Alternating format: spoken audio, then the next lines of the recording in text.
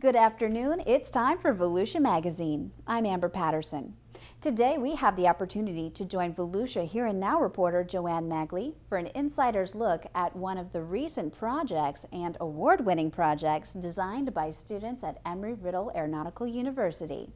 Then health reporter Stephanie Strong will bring us her report about the Pool Safety News Conference recently held at the Cypress Aquatic Center in Daytona Beach. And finally, we'll join Community Information Director Dave Byron in the studio for a discussion with Volusia County's Habitat Conservation Plan Manager, Jennifer Winters. Those segments, news, and more coming up on Volusia Magazine. Stay tuned.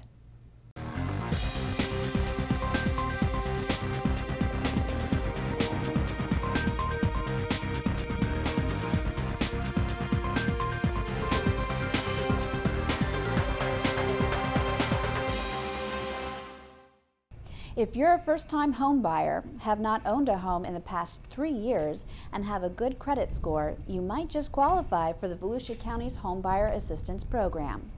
The county's Community Assistance Division has several programs that can assist low-income families seeking to buy their first home or repair their existing home. The programs are funded by the state and federal governments. Here's how it works. The county provides a second mortgage loan to assist with paying for purchase and closing costs. As long as you live in your home for 15 years, the loan does not have to be repaid.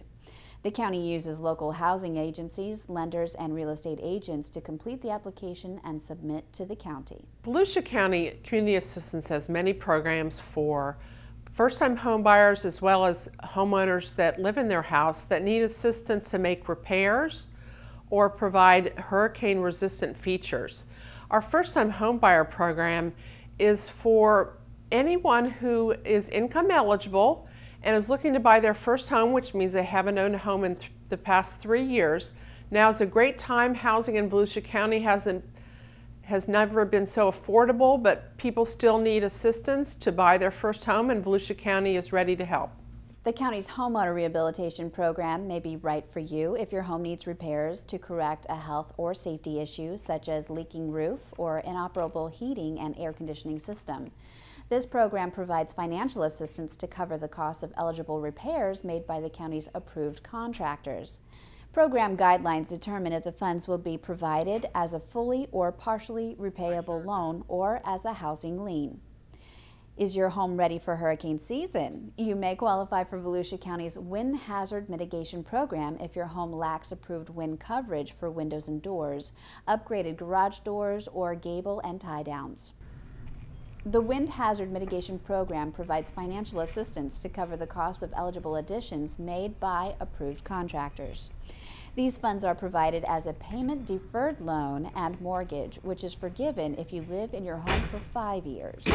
Because of grant funding requirements, the county's assistance is not available within the cities of Daytona Beach, Deltona, Port Orange, and Ponce Inlet. For more information, please call 386-736-5955 or visit volusia.org/community_assistance. Good news for the St. Johns River. This American Heritage River recently was added to a national group of waterways called America's Great Waters.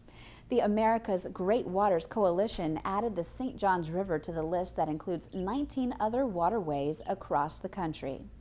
The coalition is a group of more than 70 local, regional, and national organizations working together to promote a list of priorities for the waterways and lend strength to restoration efforts. The coalition advocates for decision makers to support restoration efforts for America's waterways, waterways that are critical to local economies and way of life for communities nationwide. District 5 County Councilwoman Pat Northey also serves as chairwoman of the St. Johns River Alliance and is happy the river is receiving this attention.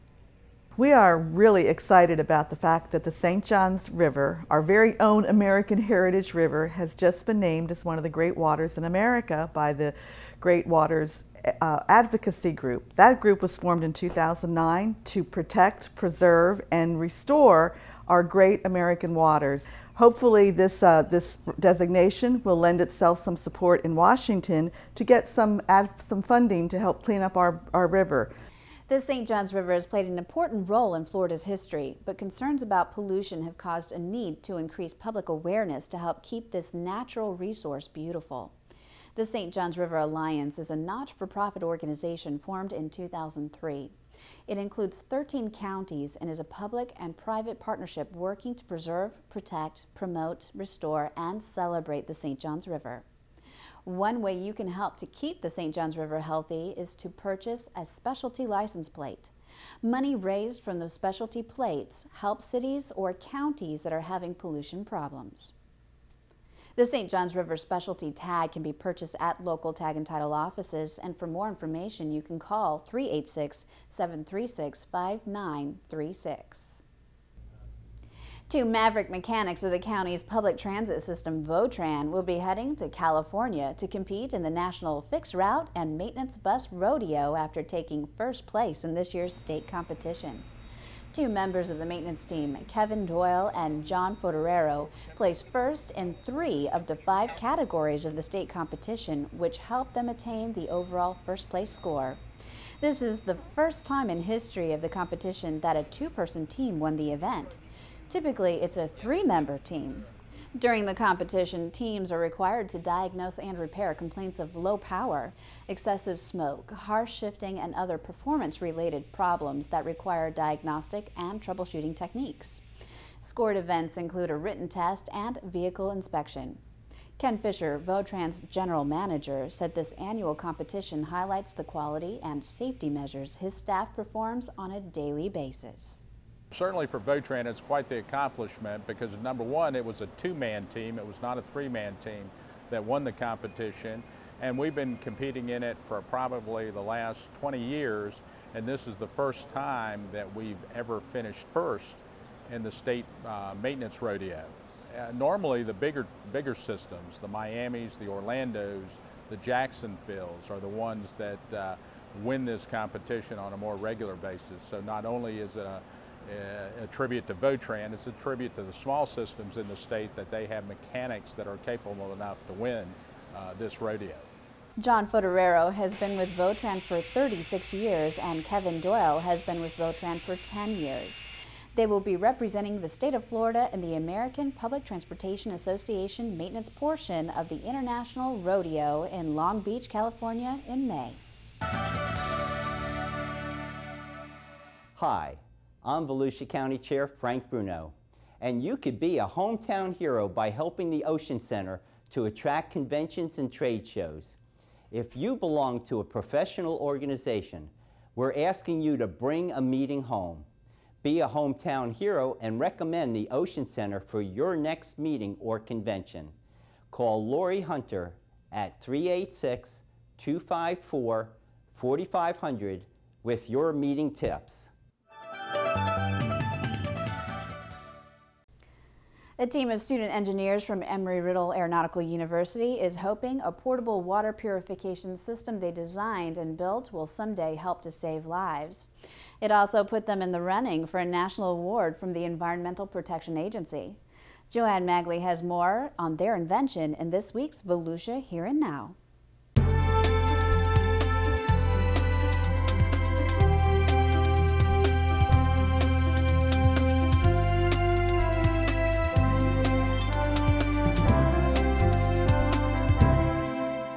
The case we chose for phase 1 has a lot of wasted space inside.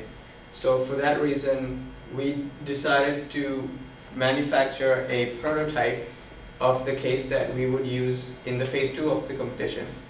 Students in the Mechanical Engineering Clean Energy track at Embry-Riddle Aeronautical University didn't just create designs for a portable water purification project. They built the system themselves.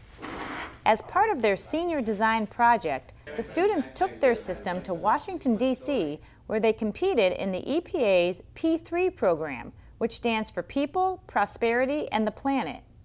Yan Tang is one of 2 engineering professors advising the students. The reason we chose the EPA P3 project as their design project for several reasons.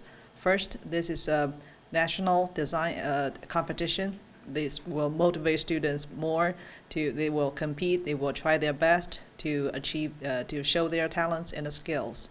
The water purifier is a portable unit powered by foldable solar panels that can be carried in a backpack and deployed in less than 30 minutes using easy-to-understand pictorial instructions. Previously, students in the Clean Energy Tract designed and built a solar power water filtration system, but it was a stationary system built for an orphanage in Haiti. We have the pump, and this is going to pump water from 200 feet down. It's going to pump it up into the 4-stage filter setup. The students drew upon that experience to make a new portable system specifically for disaster relief. The vision for this project is after a disaster, a couple hours later, multiple units of these systems will be sent in and set up, and each one of these systems would be able to give water, clean water, to 750 to 1,000 people each day. This would sort of bridge the time between the disaster and a longer-term solution, or when the water infrastructure was back up. Young Juan is the team leader, and he and the other students pitched their project to professors at Embry-Riddle in advance of their demonstration in D.C. at the National Sustainable Design Expo, where they competed for a grant of $90,000 to improve on their system. For the second phase of the project, the students are working on a smaller case that's more portable and weighs 7 pounds less. The Pelican case has so much wasted space inside, so I came up with a design that makes it more compact, and it's less bulky for the person carrying it around. It's not a huge box. It has a nice contour to it, and it looks better than just a huge box on your back. And Savine Pinto says if the team wins the $90,000 funding for Phase 2, they can do more research into materials and make the case even lighter. And once it's complete, they plan to sell the backpacks to the military, physicians, and relief organizations. For Volusia Here and Now, I'm Joanne Magley. And we're happy to report that the Embry-Riddle Clean Energy Systems team won the EPA P3 Phase 2 award for $90,000. The students also won 2 other awards, the U.S. Army Net Zero Award for Water, Waste, and Energy, and the 2012 Students' Choice Award selected by other students. Congratulations to those students and to Embry-Riddle Aeronautical University.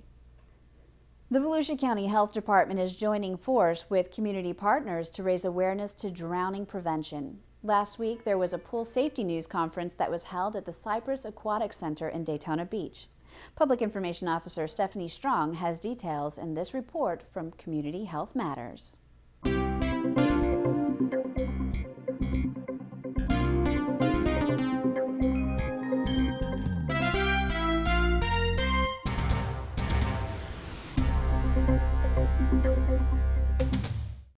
Olivia, can you roll over and get my hand? Come and get me. Little 2-year-old Olivia Berkadal started taking water safety lessons at 11 months old and shows her swim instructor how she can float on her back in the water at Daytona Beach's premier swimming spot, the Cypress Aquatic Center. Swimming is a breeze for little Olivia and the other toddlers registered with Kathy Appel's Infant Aquatics class, who are here today to stress the importance of teaching a toddler how to swim. Unfortunately, not all toddlers know how to swim. Drowning is the leading cause of death among children ages 1 to 4 years old in Florida. Daytona Beach leaders are coming together to do something about that alarming statistic. In 2011, Volusia County had at least 8 reported toddler drownings. The Volusia County Drowning Prevention Task Force is raising awareness to the problem. Together with the Volusia County Health Department and Daytona Beach's Fire Department, we're here today to raise awareness about precautions needed to ensure child safety, whether they're in pools, lakes, or the ocean. Drowning is really a silent event in toddlers. Supervisors often assume they'll be thrashing and screaming and yelling for help. When toddlers drown, there's none of that. The kids just sink. At the home, 2/3 of the drowning fatalities occur in the bathtub. It doesn't have to be even the bathtub, could be a 5-gallon bucket of water. So we recommend that any standing water source around your house be emptied as quickly after it's used as possible. We've decided at Florida Hospital to provide the community with door alarms, 2 free door alarms for any individual who comes to one of our emergency rooms during the month of May through the end of the month of May, either at Florida Hospital Memorial Medical Center on Williamson or at Florida Hospital Oceanside on A1A, walk into the emergency room, say, hey, I'd like a couple of those door alarms for my house. The YMCA has been teaching children in our community and adults to swim for over 50 years. Last year alone, we taught more than 2,400 children how to swim, and this year we're hoping to increase that impact by offering a new program at our YMCA for called Infant Swimming Resource. In Volusia County since 1996, Safe Kids has provided swimming scholarships to nearly 12,000 children between the ages of 2 to 16 years old to help prevent unintentional drownings. Participating pools include the City of Daytona Beach's Leisure Services, Volusia Flagler Family YMCA, and Daytona State College's Aquatic Center. Waterproof Florida, the Department of Health's drowning prevention campaign, recommends the following layers of protection. Supervision, the first and most crucial layer of protection. Supervision means someone is always actively watching when a child is in the pool. Barriers. A child should never be allowed to enter the pool area unaccompanied by a guardian. Barriers should physically block a child from the pool. And emergency preparedness. The moment a child stops breathing, there is a small, precious window of time in which resuscitation may be possible, but only if someone knows what to do. My name is Gretchen and this is my daughter Riley. She started swim last summer because in Florida it's 80% water with lakes, ponds, pools, the beach, anywhere you go. And the number one thing is infant survival. For more information about drowning prevention, please visit waterprooffl.com, volusiahealth.com, or safekids.org. For Volusia Magazine, I'm Stephanie Strong, Public Information Officer for the Volusia County Health Department. If you have any questions about this or any other health-related issues, you can log on to volusiahealth.com. And now it's time to head into the studio to join Community Information Director Dave Byron for an in-depth interview with Volusia County's Habitat Conservation Plan Manager, Jennifer Winters. Well, thank you, Amber, and hello, everyone. The 2012 turtle nesting season for Volusia County beaches begins May 1st. This 5-month observation of turtle nesting habits is closely watched by Volusia County and, in particular, key staff of the Environmental Management Division. Jennifer Winters, our Habitat Conservation Plan Manager, is with us today to discuss what we can expect this turtle season and how residents and visitors can help facilitate the successful nesting of these and other coastal animals. Jennifer, thanks for being with us today. Thanks for having me back. Every year, May 1st, nesting season begins on Volusia County beaches. For those folks that are not familiar with all of this, May 1st, why May 1st? Well, it's that special day of the year where officially sea turtle nesting season starts. And throughout the summer, we'll have sea turtles emerging from the ocean at night to lay their nests on our beaches. So I guess we could say this is Mother Nature's time cycle, I guess. Yes, it is. They're triggered by the water temperatures. It reaches about 76 degrees, and we'll start seeing them come in on a daily basis. So during the off-season, what activities take place? I know you're real busy during nesting season, but what about the off-season? Oh, outside of our sea turtle nesting season, there's plenty of things happening at the beach. There's a lot of people who want to work on their properties, building walkovers, fixing seawalls. We get involved with doing shorebird survey counts. We have birds migrating throughout our beaches throughout the year, and particularly in the wintertime, we have high counts of birds from other places. In addition to sea turtles, which are protected species, we have an endangered bird called the piping plover, which visits us here only in the wintertime. Jennifer, obviously, you know, we're trying to get as many successful nests to hatch every year, and the numbers sort of go up and down. How did we do last year? We did better than average. On average, we get about 450 nests per year. Last year it was closer to the 500 range, but every year it fluctuates. Right. And we never really know what to expect. But the exciting thing about 2011 was that we had a record high number of leatherback sea turtle nests. Jennifer, obviously you work very closely with volunteers. I suppose you know, you actually have to manually count the number of nests, and that's how you track them, I guess. We do. It's a huge volunteer effort where every morning at sunrise there's 4 different survey groups that are out there covering our 36 miles of beaches. And they're counting every single turtle track that they see, and they mark off all the nests clearly with stakes and ribbons so that, you know, the nests aren't tampered with and they're separated from vehicles, that sort of thing. So there's a lot of work, major effort happening out there. You know, do our numbers, nesting numbers on Volusia County beaches, do they tend to parallel or track nesting activity across the state? Are we usually pretty similar? Nesting numbers in Volusia County, they kind of taper off from the south end of the state as you go north. But Volusia County does have a significantly high number of sea turtle nests, especially on our south end. A portion of the county beaches are in Canaveral National Seashore, where they have nesting numbers in the thousands, where we have, you know, a few hundred. So as you go further north in the county, the numbers kind of taper down. I mean, on a statewide basis, for example, if the number of nests on a statewide basis is up or down, do we tend to follow in line with those state statistics? Are we usually in the same, you know, following the same trend? Yeah, we do, and what's interesting is there's different species of sea turtles that nest throughout the state, and so different parts of the state will have more nests from a certain kind of turtle than other turtles. I see. So here in Volusia County, we have a lot of loggerhead nesting, which is very similar to what's happening in Brevard County. Right. Well, let's talk about that for a second. What type of turtles do we typically find here in Volusia County? Most commonly, the loggerhead would be our highest nester with, you know, over 400 nests per year. I see. And then green sea turtles, they nest in fewer numbers with, you know, a high year for us would be around 25 nests.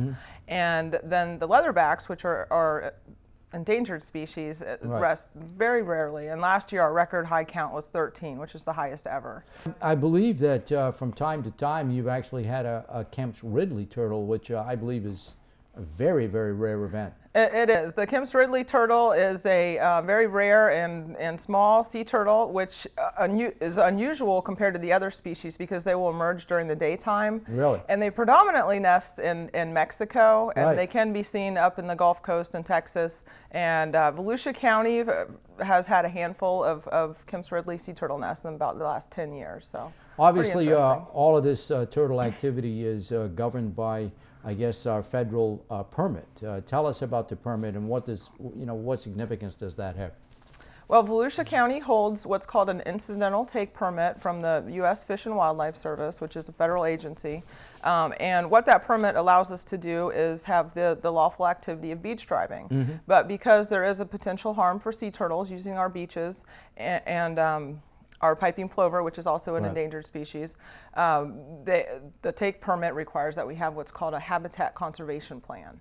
And so the habitat conservation plan has a number of components which explain everything that we're going to do to ensure that our sea turtles are protected here while allowing the beach driving to occur. Well, let's talk about some of the components of the plan. I think one of the components is no driving at night on the beach and the night lighting ordinance.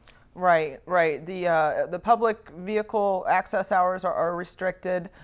During the nesting season, we go from sunrise to sunset access to 8 a.m. to 7 p.m. And that allows our survey groups to do their work in the morning, the sea turtles to nest undisturbed at night, and in the evenings for us to conduct our routine activities as well. And the sea turtle lighting ordinance was originally a component of the Habitat Conservation Plan. Artificial lighting is problematic for sea turtles, particularly as they're hatching out of the nest. They're looking for the brightest horizon so they can make their way to the water and swim offshore where they need to be. Unfortunately, when there's a lot of human artificial lighting in the area of where these nests are hatching, the hatchlings can be misdirected and led into the wrong direction. So we have a lighting ordinance that's in effect during the sea turtle nesting season, and we work with our beachfront property owners to bring their lighting into compliance. There are ways to shield your lights, turn off unnecessary lights, and have a beach that's safe for sea turtles and humans. Does the county staff provide guidance or work with property owners so that you know, whatever they do on their properties can be in comport with the ordinance? Sure, we have a full-time staff person who's dedicated to lighting only, and they will come out to the property. They'll look at the lights during the day or at night and offer suggestions on how to, you know, safely light the property and be in compliance. And I guess, you know, if there are any property owners out there who really don't want to come into compliance, and hopefully there aren't any, but they can end up before the Code Enforcement Board, I think. Right. Unfortunately, we have, you know, a handful of properties each season that we take through the Code Board process, and they can be assessed fines if they don't comply. One of the other things I think that takes place every day, Jennifer, for the safety of the turtles is the beach is actually raked every day, is it not? Yes, that's true. It's not the entire beach. Right. It's just those areas where we have driving and there's sea turtle nests, because as the vehicles are driving from the north to the south, they may create ruts in the sand. Right. And the ruts actually cause a potential problem for the sea turtles trying to make their way east to the ocean. They can get trapped and again led in the wrong direction. So we have a crew of people who go out and smooth out the sand in front of those nests when they're due to hatch during the summer. You know, you mentioned earlier that you work with a group of volunteers. I mean, the county couldn't get the job done without our volunteers. Tell us about what our volunteers do. You're right, we couldn't get the work done without them. There's two different volunteer groups. North of the inlet, we have the Volusia Turtle Patrol, and south of the inlet, we have the Volusia Sea Turtle Society. And both of these groups are nonprofit organizations, and they're comprised of people who just love sea turtles and love to get up at the crack of dawn and get out there and do the hard work. But what they're doing is basically they're scanning the sand, looking for the tracks from the turtles having emerged the night before, and marking off those areas and recording all the information on a sheet that they submit to our office, where we keep a large database and do an annual report every year for the federal government. So if there are people out there whose interest is piqued by this and perhaps they want to become a volunteer, are there spaces for more volunteers? Can you always use more volunteers? Well, they would have to contact the nonprofit organizations, but certainly if they visit our website, they can get links to those organizations and call and find out. They do prefer that people commit for the entire season. They can't just come on for one day and go on. And it is, you know, it is a lot of work, but certainly they're always looking for people willing to get out there and help. For people that may want to get more information about this, how do people get more information? You can go to our website. It's www.volusiaseaturtles.org. Well, Jennifer, I want to thank you very much for sharing the information with us. Again, it seems like we were just talking yesterday about this. The year goes by very fast. But sea turtle season again, May 1st, and it ends when, Jennifer? October 31st. Thanks for being with us, Jennifer. Thank you, Dave. And with that, we'll go back to you, Amber. Thanks, Dave, and thank you for watching Volusia Magazine. If you have any questions about our program, just give us a call at any of the numbers you see listed here, or you can log on to volusia.org. You can also watch the show online. Just go to volusia.org and click on the Volusia Magazine icon. And we hope you won't forget to listen to Volusia Today, Volusia County Government's public information radio broadcast. Volusia Today airs every Tuesday and Sunday mornings on the local radio stations you see on your screen. For Volusia Magazine, I'm Amber Patterson. Have a great evening.